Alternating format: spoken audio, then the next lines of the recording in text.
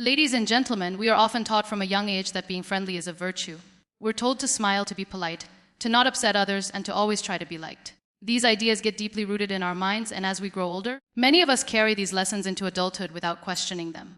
But what we're not taught is that being too friendly, constantly trying to keep everyone happy, saying yes when we want to say no, keeping quiet when we want to speak up, can slowly lead us to abandon ourselves. When you're constantly being overly accommodating, you begin to lose sight of who you are and what you need. You become so focused on keeping the peace, on avoiding conflict, that you no longer know what your own voice sounds like. Your days become filled with tasks and conversations that drain you. You agree to favors you don't have the time or energy for. You entertain relationships that feel one-sided. You smile when you want to cry. You say, "It's fine," when it's not fine at all. This behavior doesn't happen overnight. It begins subtly. You start by compromising just a little. Maybe you stay quiet when someone speaks over you. Maybe you give your time away even when you're exhausted. Maybe you keep showing up for people who never check in on you. At first, it might even feel good. It feels like you're being kind, generous, and helpful. But over time, something shifts inside you. The weight of always being the nice one starts to feel heavy. The silence starts to echo. You begin to feel invisible. Being too friendly often stems from a fear of rejection. We think that if we are kind enough, gentle enough, patient enough, we will be loved and accepted. But love that comes from self-abandonment is not real love. It's survival. And it's exhausting. There's a difference between being genuinely kind and overextending yourself to gain approval. When your friendliness is driven by a fear of not being liked, it's no longer kindness. It's self-erasure. Over time, this constant effort to be liked can lead to burnout, resentment, and even depression. You begin to feel trapped in your own life. You wonder why people don't respect you, why they take you for granted. But the truth is, people treat you the way you teach them to. If you always say yes, they'll never learn to accept your no. If you never speak up, they'll never know your voice deserves to be heard. And if you continue to be everything for everyone, you'll end up being nothing for yourself. Friendliness is a beautiful quality, but only when it is balanced with self-respect. When you neglect your own needs in the name of being nice, you're not doing anyone a favor, not even the people you're trying to please. Because you show up for them with a heart that is slowly growing tired. You give from a place that is not full, but empty. And in the end, everyone feels that. Being too friendly becomes a mask. It hides your true feelings, your true thoughts, your true self. And you deserve to be seen, not just as the nice one, the helpful one, the one who's always there, but as a whole person with boundaries, needs, and dreams of your own. Saying no is something that many people struggle with, especially those who have been conditioned to always be agreeable, helpful, or polite. From an early age, we're taught that saying no might disappoint others, hurt someone's feelings, or make us seem selfish. And so we grow up thinking that denying someone's request is wrong or unkind. But the truth is, saying no is one of the most powerful and honest things we can do for ourselves. It is not a rejection of others. It is an act of self-respect. When we say no from a place of clarity, we are not being rude. We are simply choosing to honor our time, our boundaries, and our emotional well-being. Every time you say yes to something that doesn't align with your values or energy, you are saying no to something else, often something that matters to you more. It might be your rest, your mental health, your goals, or even just your quiet. Saying no is not about shutting people out. It's about making sure you don't shut yourself down in the process. There is a certain peace that comes with being able to say no confidently. It means you are no longer afraid of how people will perceive you. It means you trust yourself enough to prioritize what feels right for you. People who always say yes often carry silent resentment. They overcommit, overextend, and feel overwhelmed. And the more they say yes to others, the more they say no to themselves. Eventually, it creates an internal conflict, a feeling that your life is being lived for everyone else but you. Learning to say no is not easy, especially if you're someone who's used to putting others first. It can feel uncomfortable at first. You might worry that you're letting someone down. You might fear that you'll be seen as cold or ungrateful. But those who truly respect you will understand. They will see your no not as a rejection, but as a reflection of someone who values their own well-being. And those who don't understand are likely the ones who have been benefiting from your inability to set boundaries. Saying no also allows space for your yes to be genuine. When you agree to something out of guilt, obligation, or fear, you strip the act of its sincerity. But when your yes comes from a place of alignment, it carries a different energy. It is wholehearted. It is joyful. It is something you give freely, not something you force out of yourself. That difference is powerful, and people can feel it. There is also a quiet confidence that grows when you learn to protect your time and energy. You start to realize that your worth isn't tied to how much you give, how available you are, or how many people you please. You begin to notice how much lighter life feels when you stop carrying the pressure to be everything for everyone. And that is where your self-respect begins to flourish. In the quiet moments where you choose yourself without apology. The more you practice saying no, the easier it becomes. It's a muscle that grows stronger each time you use it. And each time you say it, you send a message to yourself that your needs matter, that your time is valuable, and that you are not afraid to protect your peace. You stop waiting for permission to take up space in your own life. You stop shrinking yourself just to make others feel more comfortable. You stop bending until you break, and instead you begin to stand tall in your truth. Boundaries are not walls, they are bridges to self-respect. They are not meant to push people away, but to keep your peace close. When you protect your energy with healthy boundaries, you begin to understand how sacred your time, space, and emotional well-being truly are. Yet so many people struggle with setting boundaries because they fear being misunderstood or disliked. They think that by always being available, always being open, they are being kind. But kindness without boundaries is self-betrayal dressed as generosity. When you allow others to overstep your limits, whether it's through constant demands, emotional dumping, or lack of respect, you slowly chip away at your own sense of self. You begin to absorb stress that doesn't belong to you. You begin to internalize other people's chaos. You start carrying burdens that were never yours to begin with. And all of this happens quietly, while on the outside everything may appear fine. But inside, you begin to feel drained, anxious, and even resentful. Protecting your energy doesn't mean you stop caring about people. It means you stop sacrificing your well-being for their comfort. It means you recognize when someone's presence consistently leaves you feeling heavy instead of light. It means you stop over-explaining, over-giving, and overcompensating just to keep the peace. When you draw a line and say, "This is what I can handle," or "This is not okay with me," you are not being difficult, you are being clear. Many people fear setting boundaries because they think it will create conflict. But avoiding boundaries only creates silent conflict within yourself. You spend your days managing everyone's needs but your own. You become the emotional caretaker, the fixer, the dependable one, until your emotional tank is empty. The truth is, people who benefit from your lack of boundaries will often be the ones most upset when you start to enforce them. But their discomfort is not your responsibility. There's a certain strength that comes from saying, "I will not be available at all hours," or "I need space to rest," or "I cannot be your emotional dumping ground today." That strength doesn't make you harsh, it makes you whole. When you begin to say no to things that drain you, you create space for what fuels you. You begin to reclaim your time, your creativity, your clarity. You stop feeling resentful and you start feeling restored. It's also important to understand that boundaries are not just for other people, they are also for you. Sometimes you need to set boundaries with yourself. You need to learn when to stop overthinking, when to stop giving second chances, when to stop chasing closure that will never come. You need to stop forcing yourself to be everything to everyone and start showing up fully for yourself. People often associate boundaries with coldness, but they are actually an act of deep love, love for yourself and for your relationships. Clear boundaries improve communication. They remove confusion. They teach people how to love you in the way you want to be loved. They teach you how to honor your own energy without guilt.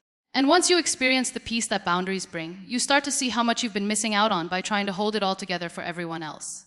You begin to understand that not everyone needs access to you. Not every message requires a response. Not every problem is yours to fix. You don't need to be the hero in every story, especially when it costs you your own happiness.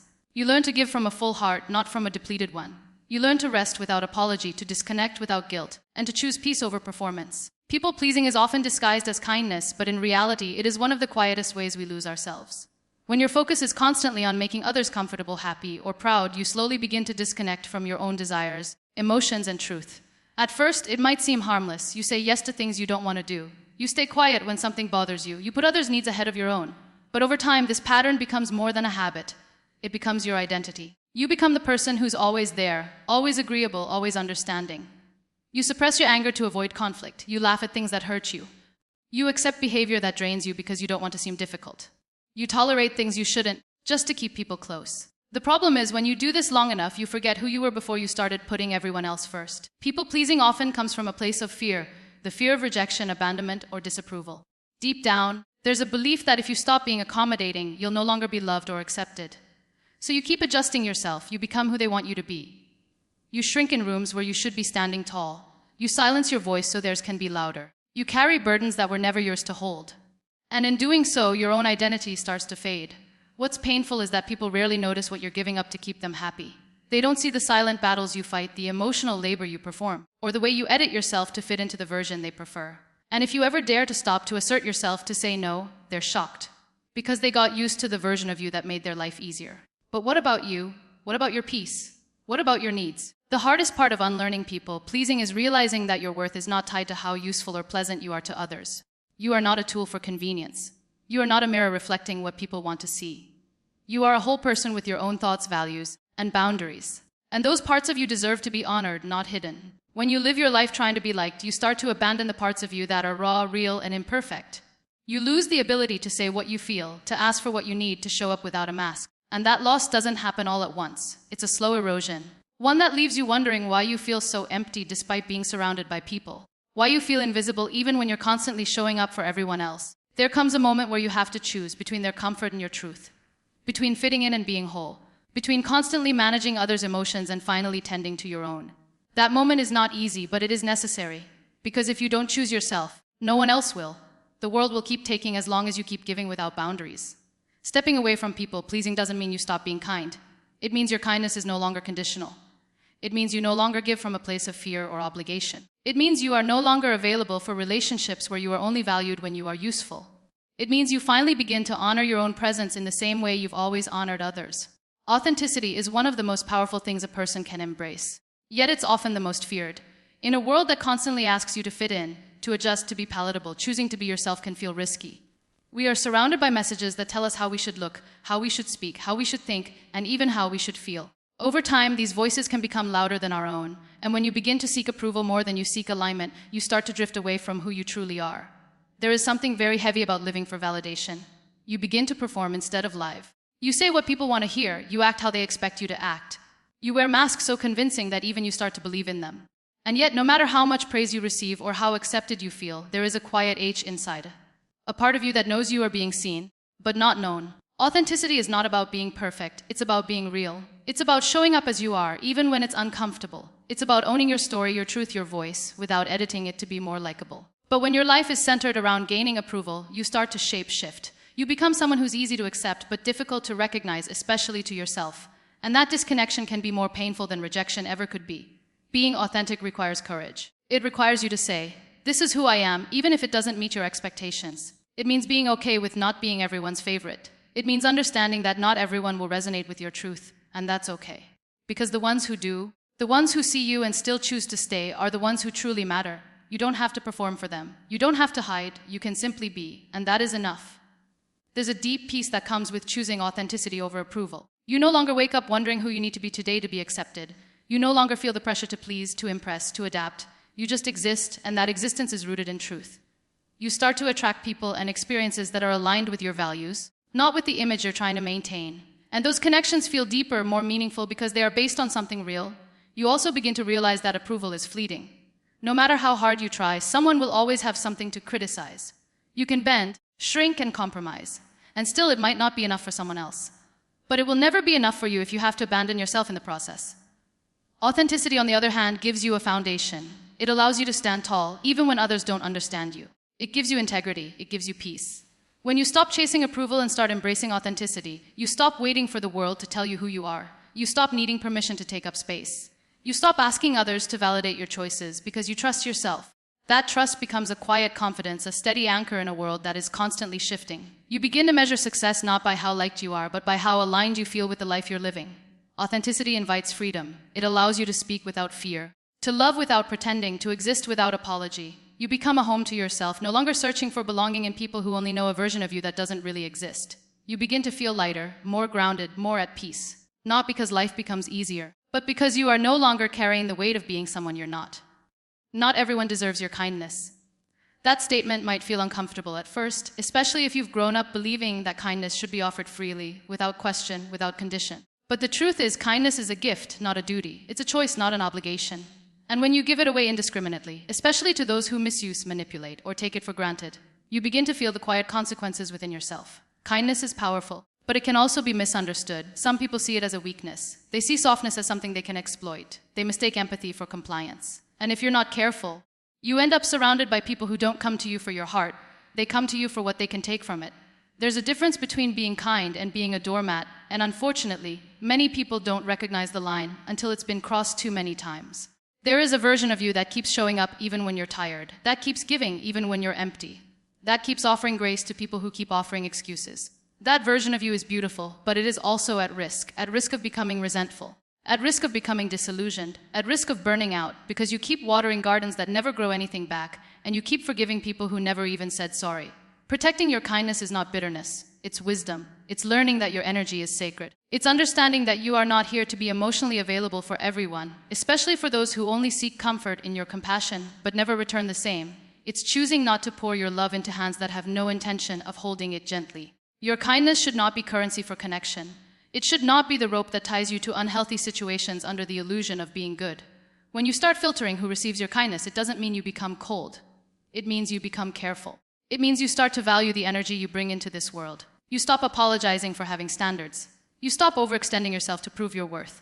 You stop letting people walk through your life as if your presence is just background noise. You begin to understand that not everyone is meant to sit at your table, no matter how long you've known them or how much you've given. There is strength in choosing where your heart goes. There is power in saying, "This person does not treat me with the respect I deserve, and I will not continue giving them access to my peace." There is wisdom in knowing that kindness doesn't mean keeping toxic people close. It doesn't mean making excuses for those who constantly take but never give. And it certainly doesn't mean staying silent in the face of disrespect just to avoid being labeled unkind. True kindness is rooted in love, but that love must include you. You cannot keep placing yourself last on the list of people you care for and call it compassion. You cannot keep extending grace at the expense of your own growth. Kindness should never cost you your voice, your rest, your confidence, or your boundaries. And when it starts to, that's not kindness anymore. That's self-neglect in disguise. The most radical thing you can do is be kind to yourself first. From that place of wholeness, you can offer others the kind of kindness that is strong, healthy, and real. Not everyone will appreciate it. Not everyone will reciprocate it. But that's not your responsibility. Your responsibility is to make sure that your heart remains open, but not unguarded, giving but not depleted, soft but not stepped on.